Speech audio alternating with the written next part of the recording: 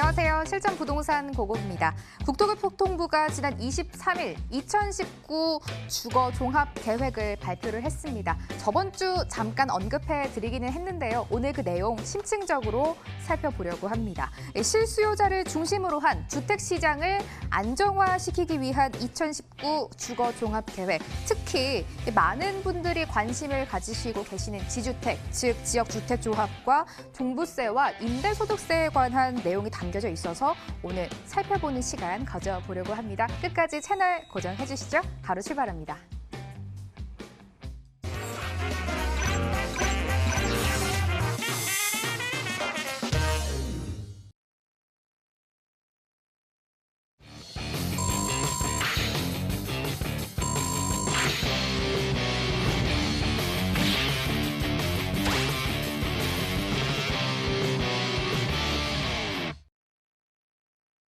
일부는요, 한 주를 기분 좋게 그리고 열정적으로 열어주시는 분입니다. 골든 에비뉴 인베스트먼트 한승희 원장, 오늘도 함께할게요. 원장님 안녕하세요. 안녕하세요. 반갑습니다.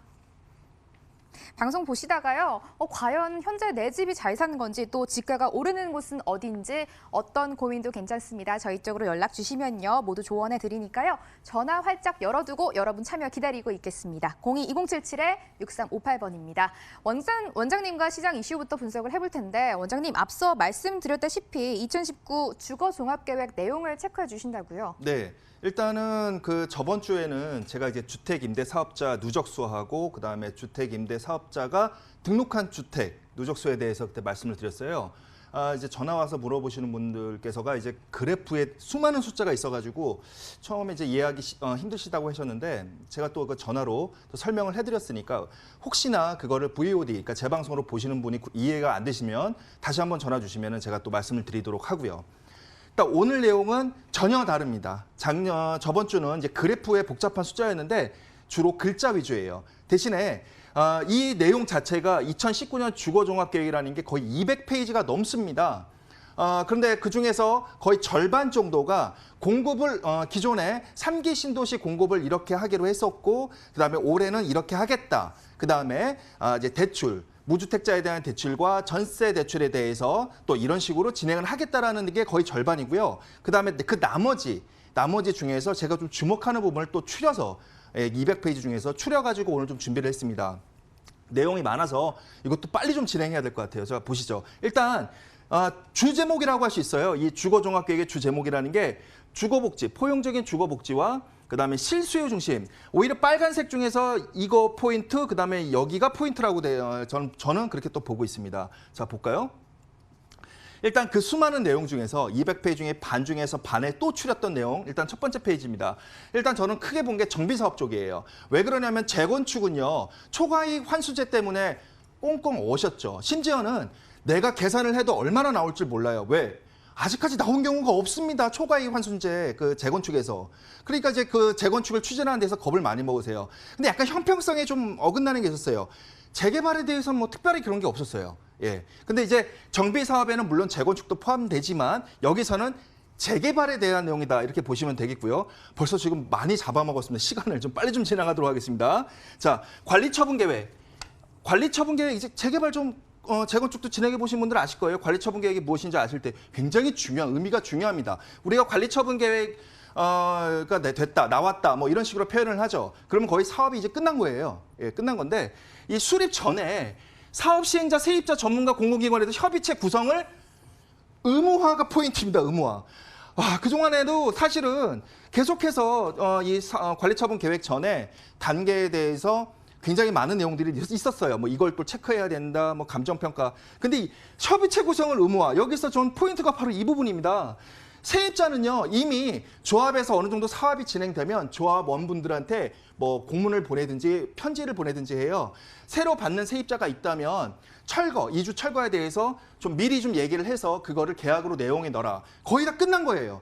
근데 그 끝난 거를 다시 넣어버렸어요. 어디다가? 의무화되는 구성체에다가. 이거 뭐 어쩌라는 건지 모르겠습니다. 예. 하여튼 그런 부분이고요. 그래서 충분한 협의를 보장하게 한다. 이제 이 내용입니다. 자, 두 번째입니다. 재개발 임대주택 확대를 위해서 여기서 뭐요? 예, 재개발에서 임대주택 부분입니다. 자, 본다면 임대주택 의무 비율 사실 이번 페이지 이 페이지가 아마 저번 주에 그 부동산 부분에서 굉장히 이슈화 됐던 게 이 한 페이지예요. 이게 뭐냐면은 서울 같은 경우만 할게요. 너무 많으니까. 서울 같은 경우 현행의 10에서 15%였습니다. 임대주택 의무 비율이. 그런데 개선 사항을 이걸 더 늘리겠다는 거예요. 임대주택 비율을. 추가로 얼마? 플러스 5%를. 그런데 여기서 국한된 게 아니고 여기 우측에 보시면 주택 수급 안정 등을 위해서 구역 특성에 따라 추가 10%를 더 늘릴 수가 있다예요. 그러면 총 해서 추가 10%니까 총 15%가 더 늘어날 수가 있다는 거예요. 그러니까는 이제 최대가 결과적으로 30%까지 더 늘리겠다는 거예요. 근데 사실 이게 저는 또 이렇게 볼 수도 있어요. 임대주택 지으면 서울시가 공짜로 가져가는 거 아니잖아요. 예, 어느 정도 돈을 내요. 돈을 내는데 서울시에서 분납하는 금액이 있어요. 있는데 그래도 부족하죠. 예, 거의 원가로 가져가니까. 그럼 그 부족분을 이제 어떻게 채우냐예요. 자, 부동산 경기가 아주 작년에 피크였지 않습니까? 뭐 재작년도 그랬고 재재작년도 그랬고. 그때는 쉽게 얘기하면 그 분양분 일반 분양분 가격을 올려버렸으면 됐어요. 근데 제가 지금 여태까지 몇 주 동안 쭉 그런 부분 말씀드렸지 않습니까? 중도금 대출이 되려면은 서울에서 9억 원 이하 분양가가 그래야지 중도금 대출을 받을 수 있다고 했죠. 자, 이제부터는 그러면 조합 안에서 엄청나게 머리 싸움을 할 거예요. 25평형으로 해가지고 9억 원대 이하로 많이 세대수를 일반 분양을 해버릴까? 뭐 이런 거에 대한 고민이 많을 거예요. 하여튼 그런 고민이 또 늘어날 것이다. 이런 부분이고요. 자, 또 한번 볼까요? 정비업자 의존도를 최소화해서 운영비의 대여에 대한 제한, 이것도 예전부터 얘기 나온 거예요. 그런데 좀 구체적으로 어떻게 할 것인가가 조금 부족한데 한 번 더 옥죄다. 그러면 이제 사업에 꾸려가는데, 조합에서 사업에 꾸려가는 데 있어서 더욱 팍팍한 삶을 해야 될 것 같고요. 그다음에 조합원 과반수 요청 시 전문 조합 관리인을 선정한다. 이 얘기도 예전부터 있었던 거예요. 그런데 의무화 조항은 다행히 아니지만 이거를 일종의 그 심의 조건으로 넣을 수도 있다는 거죠. 지자체에서. 이제 그런 부분에 대해서 좀 시간이 더 루즈하게 진행될 수 있다는 거고, 이거는 별개예요. 별개고 조합 임원 관리 사항에 대해서 이렇게 총회를 개최, 조합 임원 관리 사항을 변경할 때 총회를 개최할 수 있게 한다. 이제 있게 한다. 예, 예전에는 조합 이거를 총회 개최를 안 하는 경우도 있어서 문제가 됐던 경우가 있는데 아예 이거를 법정화시키려고 하는 것 같습니다. 자, 또 볼까요? 좀 빨리빨리 진행할게요. 이번에는 정비사업 중에서 지역주택조합 부분입니다. 이 부분에 대해서 문의를 이제 많이 주시는데 이게 지금 언제부터 그 포용해서 그분들 예전 과거 분들까지 수용을 해주느냐 안 해주냐는 모르겠어요. 그런데 일단은 새로 지금 진행하는 게 굉장히 팍팍합니다. 조합원 거주 요건을 강화한다는 내용입니다. 조합원 거주 요건. 이건 다음 페이지에 있으니까 또 말씀을 드리고요. 발개인 자격, 그다음에 조합원 모집 요건을 강화한다. 이 부분도 다음 페이지에 있으니까 제가 좀 구체적으로 말씀드리게 하고요. 주택조합 중복가입 금지. 사실 이런 경우는 거의 없었어요. 예, 거의 없었는데 혹시나 이쪽으로 투기 세력들이 더 몰릴까 봐 그런 부분 걱정하는 것 같은데 사실 기존에 많이 없었어요. 이 부분은. 자, 전 페이지에서 말씀드렸던 거 다시 한번 말씀드릴게요. 조합원 거주 요건 강화. 기존에는 동일 광역 생활권 거의 이제 수도권을 아무 데서나 살아도 다 됐단 말이죠. 근데 변경이 인접 시 되게 좁은 지역 안에만 조합을 신청할 수 있게 됐고요. 그다음에 토지 사용권 50% 이상이 확보해야 돼야 된다. 바로 이 발기인, 그러니까 사업 대행자, 시행자 이런 분들 얘기하는 거고요. 그다음에 이런 부분도 또 이렇게 쭉 있으니까 제가 시간이 없으니까 여러분들도 제일 궁금한 부분 좀 말씀을 드릴게요. 바로 임대차 시장 이 부분입니다. 이 부분은 더 자세히 나온 것도 없어요. 9.13 대책에서 아주 자세히 나왔고 그럼 3월 달에 또 추가 내용 나온 거 있으니까 그 부분 외에는 없어요. 근데 뭐냐? 이 내용을 보니까 과연 국토부, 정부에서 주택임대사업자한테 어떤 부분을 중요시 여기냐 알겠어요. 꼭 어떤 부분을 지켜라. 이걸 알겠더라고요. 딱 두 가지입니다. 임대료를 증액을 제한한다. 5연 5%. 이 부분하고요. 임대 의무 기간 이거를 지켜라. 이게 반복적으로 나오더라고요. 그래서 이게 가장 두 가지를 주택임대 사업자를 등록하신 분들한테 강조하고 이 부분을 꼭 지키게 하고 세부적으로 볼 것 같다. 앞으로도 이 부분만 주의하시면 될 것 같다. 이제 그렇게 생각이 됩니다. 네, 원장님과 이슈 분석해 봤고요. 현장으로 떠나보겠습니다. 화면으로 공개할게요. 서울시 강서구 내발산동 다세대 주택입니다. 발산역에서 도보 3분 거리, 2018년 8월 준공됐고요. 6층 건물 내 3층 만나보겠습니다. 방 2개, 거실, 주방, 욕실, 발코니 구조입니다. 원장님 강서구 정보 가지고 오셨습니다. 마곡지구 때문에 이야기가 많은 곳이죠. 지역 설명 바로 들어볼게요. 네, 일단은 아까 이슈 부분에서 말씀드렸던 게 그 시행일이라든지 그런 부분이 아직 정해지지 않은 게 있고 정해진 게 있고 좀 그 시행일을 우리 되게 중요시하잖아요. 그러니까 그런 부분은 조금 더 기다리면 이제 내용이 나올 것 같으니까 미리 제가 좀 말씀을 드리는 겁니다. 아마 문의하실 것 같아서. 자, 본 내용 넘어가도록 하겠습니다. 제가 이슈에서 시간을 너무 많이 잘 넘어가지고 자, 일단은 첫 번째는 강서구의 마곡지구 인근에 있는 바로 투자 물건이라고 말씀을 드리겠습니다. 자, 건물의 위치가 이 정도 되고요. 그다음에 이제 도보로에 한 3분 정도 거리에 있습니다. 여기 지하철역이 바로 무엇이냐? 5호선 발산역입니다. 그런데 이게 굉장히 가까워요. 여기가 마곡지구거든요. 이 마곡지구 안에는 이제 웬만한 분들 다 아시겠지만 롯데코오롱, LG연구소, 뭐 이대병원까지 거기 이대병원에 붙어서 대학원까지 그다음에 신세계에서 또 부지를 매입했기 때문에 이게 백화점에서 끝날지 그다음에 이제 그 스타시티까지 이제 크게 될지 이제 그런 부분이 이제 아직까지도 남아 있죠. 굉장히 큰 이슈입니다. 이것도. 그다음에 이제 좌측으로는 김포공항이 있어요. 김포공항 안에는 지금 기존에도 롯데몰이 이렇게 이미지 사진처럼 있고요.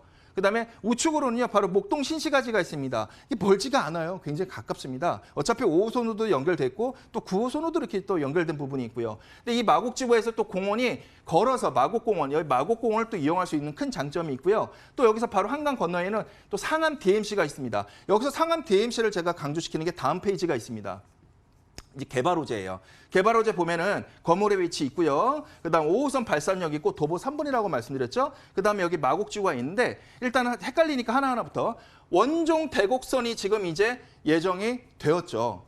그래서 말 그대로 원종 그러니까 부천 쪽 저 밑에서부터 김포공항에 들려서 대곡선 지금 GTX가 정차하는 곳 있지 않습니까? 그곳까지 연결을 해서 여기에 정차를 한번 한다. 이게 있고요. 그다음에 이 초록색 노선이 서부광역철도가 또 계획에 되어 있습니다. 이 부분이 지금 얘기가 많은데 이게 또 진행하게 되면은 바로 사업지 인근에 있기 때문에 이게 교통 큰 SOC 사업에 둘러싸여 한가운데 있다. 이제 이렇게 말씀을 드릴 수가 있겠고요. 그다음에 또 좌측에 보시면 김포공항의 고속버스 터미널이 굉장히 큰 규모로 계획이 되어 있다고 합니다. 그러면은 이게 강서에서 머무는 게 아니라 서울의 서부권에서 굉장히 대표적인 그 고속버스 터미널이 될 것이다. 이제 이렇게 예상이 되고요. 또 우측에서는 목동 재건축이 또 진행이 된다면은 굉장히 가깝다고 말씀을 드렸잖아요. 그렇기 때문에 이렇게 지금 이쪽에서 직장인들이 또 출퇴근하든가 자녀들이 출퇴근할 때에 이 입지에 물건을 선택할 수 있는 그런 경우가 있다. 이렇게 말씀을 드리겠고요. 제가 아까 상암을 중요시 여긴 이유가 있다고 했잖아요. 그 이유가 이 상암 DMC와 마곡지구와 김포공항을 연계를 해서 지식기반 산업 허브로 육성을 한다고 합니다. 이게 지금 서울시의 계획입니다. 그래서 지금 제가 일부러 큰 화살표를 이렇게 그린 이유가 그래서 그렇습니다. 왜 또 여기 공항철도가 또 이렇게 다 연결이 돼요. 공항철도가 또 연결도 되고 지금 뭐 여기 가양대교라든지 이런 부분도 또 연결이 되기 때문에 아마도 상암도 벤처기업이라든지 방송국 여기에는 또 대기업이라든지 벤처기업들이 있고 그다음 해외로 뻗어나가는 저기 동선이 또 있기 때문에 아마 그런 부분 때문에 그런 것 같습니다. 제가 좀 계속해서 좀 말씀을 드릴게요. 자, 그다음에 이게 한계동입니다. 그다음에 오늘 말씀드리는 건 이제 투룸이고요. 옵션은 기본이니까 넘어가도록 하고요. 내부 실제 인테리어 사진입니다. 넓죠? 채광도 좋고요. 자, 분양 가격입니다. 2억 9천만 원이 되겠어요. 분양가가 2억 9천만 원인데 전세가 지금 입주가 되어 있어요. 그러니까 확정이 된 거죠. 2억 5천만 원의 전세가 입주가 되어 있습니다. 그래서 4천만 원으로 투자할 수 있는 기회가 있다. 이렇게 말씀을 드리겠습니다. 강서구 내발순동에 위치한 다세대 주택이었고요. 두 번째 정보도 화면으로 공개할게요. 서울시 마포구 창전동 다세대 주택입니다. 홍대 입구역에서 걸어서 7분 거리, 2019년 2월에 준공됐고요. 6층 건물 내 5층 소개해드리겠습니다. 구조는 방 2개, 거실, 주방, 욕실입니다. 마포구 정보로 이어가도록 하겠습니다. 원장님, 앞서 강서구와 다른 매력이 있을 것 같습니다. 포인트 역시 짚어주세요. 네. 첫 번째 물건은 이제 강서구, 거기서 마곡지구에서 가장 가까운 또 발산역에서 도보 3분 거리에 있는 물건이었죠. 지금은 이제 마포구입니다. 마포구의 홍대가 어디냐면요. 제가 그려드릴게요. 홍대, 여기 홍대예요. 홍대가 있고 그다음에 여기가 바로 홍대 입구역, 그러니까 2호선 홍대 입구역 있잖아요. 경의중앙선도 쓰고 이제 이런 부분입니다. 근데 여기서 도보로 굉장히 가까운 거리에 본 건물이 위치해 있습니다. 이렇게 있고 그다음에 지금 하나하나씩 여기서 또 말씀을 드리면 제가 지금 이렇게 큰 녹색으로 화살표를 그려놓은 이유가 이게 지금 경의선 숲길, 예, 경의숲길. 제가 지금 걸어본 길이 어디까지 걸었냐면요. 여기서부터 쭉 걷다가 너무 더워서 여기서 신촌에서 다시 이렇게 돌아갔어요. 예. 잘 해놨더라고요. 예. 또 서울 중심에 이렇게 상당히 그 외국인들도 많이 오고, 예, 그러더라고요. 참 신기했습니다. 네. 그런 경험을 했고. 그 다음에 제가 이제 또 이렇게 본다면 큰 노란색을 이렇게 해놨어요. 사실 지금 이 건물은요, 저기 멀리 있는 산업단지에서 끌고 올 필요도 없어요. 어떤 임차 대상을. 예, 그게 아니라 바로 이 노란색 안에 캠퍼스 대상입니다. 그 노란색 안에서 그 근무를 하는, 업무를 보는 그 상업, 예, 상업인 대상입니다. 그 이유가 지금 보시다시피 연세대학교 있고요, 이화여대 있고, 아까 말씀드렸던 홍익대학교 있고요, 그 다음에 또 서강대학교 있고요. 그렇기 때문에 다 여기, 예, 여기 그러니까 학교를 다니는 학생을 대상으로 임차 대상이라든지 아니면 또 분양 대상자, 예, 실입주 대상이 그렇습니다. 그렇기 때문에 멀리 뭐 광화문에서 올 겁니다. 무슨 저기 상암 DMC에서 올 겁니다. 여긴 그럴 필요가 없어요. 예, 그런 부분이고. 그다음에 요 바로 가까운데 바로 여기가 합정역. 예, 합정역이 있겠고요. 합정역은 지금 1구역, 2, 3, 4구역 다 이렇게 지금 착공된 데도 있고 준공된 데도 있고 좀 그렇죠. 이런 식으로 지금 되어 있습니다. 하여튼 홍대역과 홍대에서 굉장히 가까운 거리에 위치해 있다, 이렇게 말씀을 드리겠고요. 이제 개발 호재입니다. 제가 늘 대중교통 먼저 말씀을 드리죠. SOC 사업이라든지. 자, 빨간색이 지금 쫙 깔라지고 있어요. 그 전에 홍대 입구역 여기 있고요. 건물의 위치가 여기 있습니다. 예. 그런데 뭔가 쑥 지나가요. 그게 뭐냐면 원래는 약간 이렇게 휘어져 가는데 이렇게 쭉 한 거예요. 예. 이게 뭐냐면은 서울 경전철 서부선이 예정이 되어 있습니다. 어디서부터? 세전역. 저 6호선 세전역. 예, 서대문에 있는 세전역 있죠. 거기서부터 쭉 이쪽 한가운데로 해서 서울대 입구까지 간다고 합니다. 추측컨대 이게 예정대로 진행이 된다면 캠퍼스 노선이 될 겁니다. 제가 분명히 장담하는데 이게 진행이 된다면 여러분들 매스컴에서도 이거를 캠퍼스 노선이라고 분명히 부를 겁니다. 한번 나중에 지켜보시자고요. 예, 그래서 지금 이 캠퍼스 서울대 입구까지 가니까, 근데 여기 지금 이러한 큰 호재가 건물이 지금 굉장히 가까운 곳에 있습니다. 그 다음에 또 여기 입지가 제가 색깔을 이렇게 칠해놨죠. 이게 홍대 특화 산업 육성 계획이라고 해서 2030 서울 플랜에 아주 구체적으로 내용이 나와 있습니다. 근데 이것뿐만 아니라 지금 여기 당인리 발전소 공원화 진행하고 있잖아요. 그래서 여기 좀 화살표 숨어 있지만 녹색띠가 이렇게 되어 있는 게 아까 말씀드렸던 경의선 숲길과 이 동선을 이어주겠다는 하는 거예요. 이렇게 세부적으로 한 지역을 가지고 2030 서울 플랜에서 구체적으로 이렇게 개발 계획을 제시한 게 굉장히 드뭅니다. 예, 이렇게 좀 다양한 개발 호재가 있다, 이렇게 말씀을 드리겠습니다. 홍대 입구역 인근입니다. 마포구 창전동에서 다세대 주택 소개해드리고 있는데요. 건물이랑 가격도 이어서 들어볼게요. 네, 이런 데는 토지가가 비싸서 보통 한 개 동밖에 못 지어요. 예, 그래서 아까 말씀드렸던 대로 홍대에서 굉장히 가까운 거리고, 마곡지구 굉장히 가까운데 아까 첫 번째 물건도 투룸이었고 이것도 투룸입니다. 옵션은 기본이니까 넘어가도록 하고요. 자, 실제 내부 사진입니다. 홍대답게 내부 인테리어가 굉장히 진짜 인테리어죠. 예, 굉장히 인테리어하게 이렇게 조성이 되어 있더라고요. 실제 사진입니다. 예, 현장 사진이고요. 예, 분양가입니다. 3억 2,800만 원이 되겠습니다. 그 다음에 여기도 전세가 확정이 되었어요. 예, 전세가 입주가 확정이 되었기 때문에 전세가가 2억 8,800만 원으로 확정이 되었습니다. 첫 번째 물건, 그 마곡지구 인근도 확정이 된 거죠. 그래서 갭 투자 금액이 약 4천만 원이 되겠습니다. 오늘 가져오신 두 개 물건 모두 만나봤습니다. 원장님과 함께하는 시간 너무 짧으시죠? 무료 세미나 준비되어 있습니다. 화면으로 함께 가보시죠. 부동산 시장 추세 분석과 호재 지역 소액 투자법에 대해서 이야기 들어보실 수 있습니다. 매주 수요일 날 홍대 입구역 인근에서 열리니까요. 아래 보도로 전화하시고 참석해 주시면 되겠습니다. 일부 꽉꽉 채워주신 한승엽 원장과는 여기서 인사 나눌게요. 원장님, 오늘도 고생 많으셨습니다. 감사합니다.